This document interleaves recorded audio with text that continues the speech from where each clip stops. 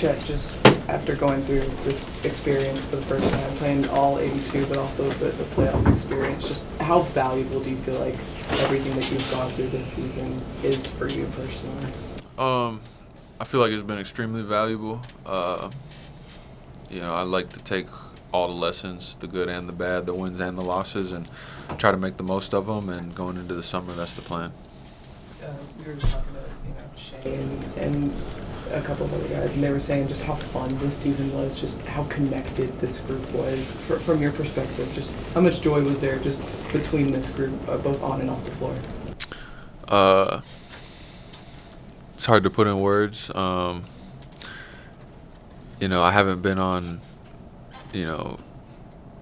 a bunch of different teams in my career, but you can definitely feel. Even if you don't know what the other side's like, you can definitely feel that this is a special team, special locker room with a lot of special guys in it. Everybody cares for each other, wants to see each other win, and we're all willing to sacrifice for the better of the whole team. And I think that's a perfect recipe to, have fun and enjoy it. Chet, Mark was saying yesterday that he wanted the feeling after the loss to kind of be like he wanted the pain to go toward the investment for the future. Just how much are you maybe preserving that feeling and maybe trying to weaponize that? Yeah, I mean, I don't want to just continue to have that feeling all summer, but I'm definitely going to remember it, if that makes sense. Whenever you lose, it's definitely added motivation, to work harder, to be better. And if it's not, then, you just don't really have your mindset on winning. Yeah, what'd you learn about the playoffs? Did you learn about the 82 games? Each separately? Yeah, I mean, you played all 82. Now Yeah. the playoffs, what do you know now that you didn't know going into them? I guess I know what it's like to go through it, because it's one thing for somebody to say, oh, it's going to be more physical, it's going to be, the game's going to be slower. There's, people can say whatever they want to say about the playoffs until you actually play. And the same thing like playing in the NBA. Somebody can talk to you about it all day long, but unless you've actually done it, you don't really know exactly, what to expect, how to, handle it, how to adjust, as things are happening. And I feel like I, have a good sense of what that's like now. So what do you expect now moving forward? I expect nothing less than what we saw this year. Extremely physical, competitive games. Both teams throwing punches. Even in the first round when we played the Pelicans, it's not going to be easy. Teams are going to, try and throw different things at you to knock you off your rhythm, or figure out different ways that you're not as effective against them at. And we just have to be ready to weather storms and figure things out in live play, because it's not like a team can come out at halftime and throw something at you haven't seen, have a game planned for, and it's not like you can put the game on pause and go practice it and come back and execute it. So it's just being ready to expect the unexpected and kind of figure it out as it goes. Mark said this is the lowest level that we'll see you just due to your work ethic in the offseason. Do you agree with that assessment? Yeah, I mean, I expect nothing less from myself than to, work extremely hard and become a better player. I don't plan to come back next year as a worse player or an equal player. I plan to come back, better in many areas. Bismack said that he didn't play all 82 until his fifth year in, and he said his body hurt after the season was over. What do you say to that after playing, 82 plus 10? Yeah, 15 preseason.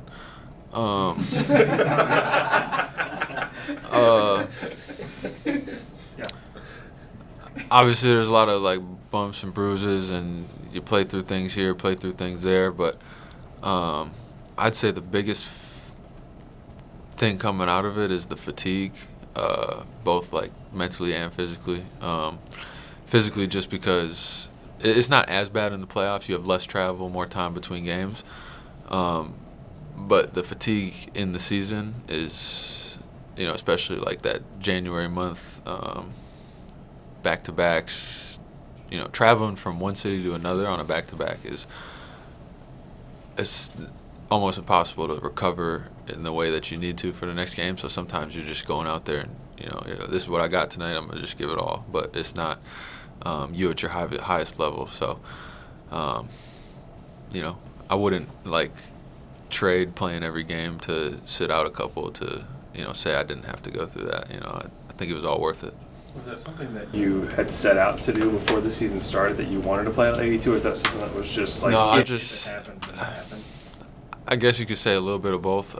Before the season's even started, you can't say I want to play 82. There's so many things that can happen that you can't plan for. You could sprain your knee and literally not be able to play. So, trying to focus too much on that, it wasn't something I wanted to do. But, I more just wanted to focus on coming to play basketball every single day. It's what I love to do. It's what I do. And, if there isn't a really, really compelling reason for me not to, I'm going to go play. You mentioned how you have a long way to go in your career. Are you able to put into perspective just how great of a rookie season you've had? Too early. Yeah. Haven't even thought about it. You said yesterday that nobody wins 15 straight rings, so you know you're going to feel last night's feeling again. I just wonder, I think the optimism from a lot of people from you guys' finish comes from people seeing the youth on his team and the potential window there. Is just how do you view that concept of a championship window?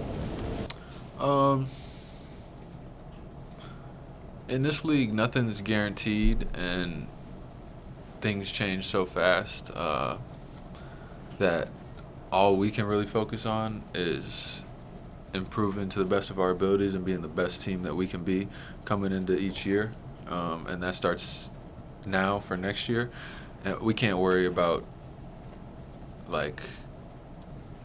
what we might look like or what opportunity we might have in 3 years, because there's so much that isn't guaranteed. They always post the graphics after each season. This is what the NBA looked like 5 years ago, and there's 15 All-Stars in different jerseys. You know what I mean? So it's so much changes in the NBA, and your season could come down to one injury at the wrong time. You can't focus on a time span that wide. You just got to focus on today, tomorrow, putting a plan in place for the off season, to get you in the right position for next season. And then when the season starts, it's the same thing. Show up day one ready to work and put together a plan to put yourself in the best position towards the end of the regular season. That's what we're going to do. That's what we did this year, and that's what we're going to continue to do year in, year out.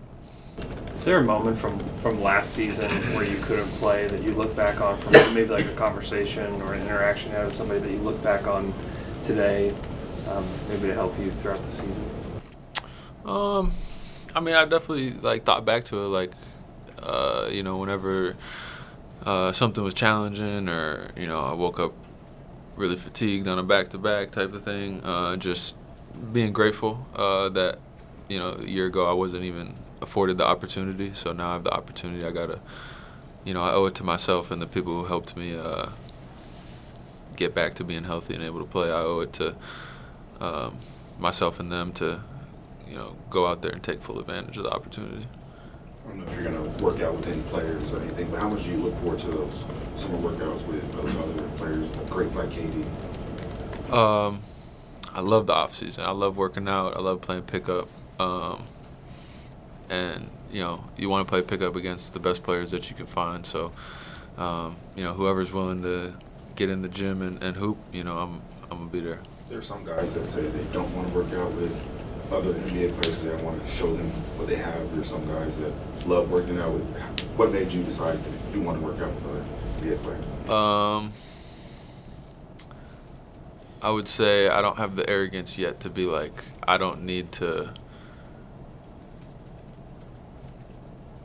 If I'm in the summer working out against somebody who has 15 plus All-Star appearances, et cetera, I think I'm taking from them more than they're taking from me. So I don't have the arrogance to be like, I don't want them to be stealing my moves. Like, come on now, So, I'm just looking for the best competition to go and play against. You think you'll always be that way? Yeah. I mean, I feel like even if it's the other way around, I'm just,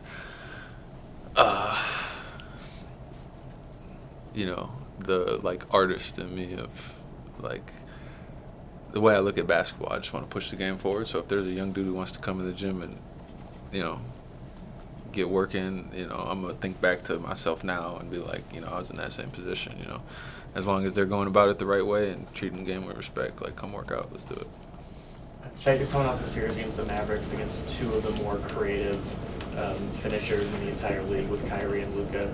How do you feel like you've gotten better as a rim protector going against guys like that? Yeah,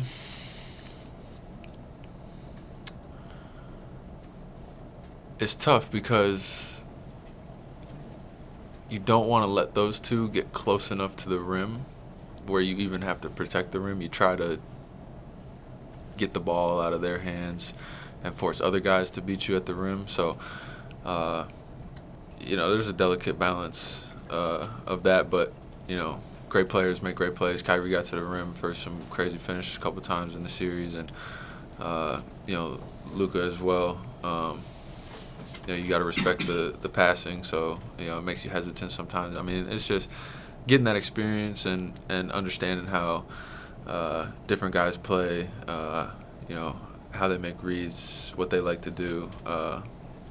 It can only make me better for the next time around. Do you think that's something that a lot of fans don't see, of just like the difference between rim protection and rim deterrence, of just not even letting guys get shots up? I'd say the people who only look at the box scores don't see that, but people who understand the game and watch the game, see that. Like when somebody has a layup and they don't attempt it, that's not going in the stat sheet, but it's I guess you could say a winning play, having that to your advantage. So, I mean, it's just as important as blocking a shot, keeping somebody from attempting a high percentage shot, too. So, whether other people see it or not, I'm going to try and make the winning play, though. That's a little about wanting to be just right here, all-NBA defender, and what it would take to get into those conversations. What do you feel like it would take for... I don't know what more he could do, honestly. So, yeah. Chet, extremely talented. Like, sorry, let me finish this. Yeah, he deserves more votes, more recognition for that stuff. He shouldn't have to say it. Nobody should have to say it. It should just kind of be obvious. But he deserves it, and I definitely feel like these playoffs have opened some eyes. Go ahead. So how do you describe Shea's leadership this season, or even when you were not playing last season? What did you see in him? He leads in a lot of different ways. He's not the most, I'd say, vocalizing leader. Like he leads with his words, both with encouragement and kind of trying to give knowledge. But I'd say the biggest way he leads is with example. A lot of times he's first one in here, last one to leave, and he's always doing the right thing on and off the court. And on top of that, he's a high-level talent. So it's hard not to try and follow suit with what he does. And that's been a big part for us this season, and a big reason why so many of us have been able to reach for improvement.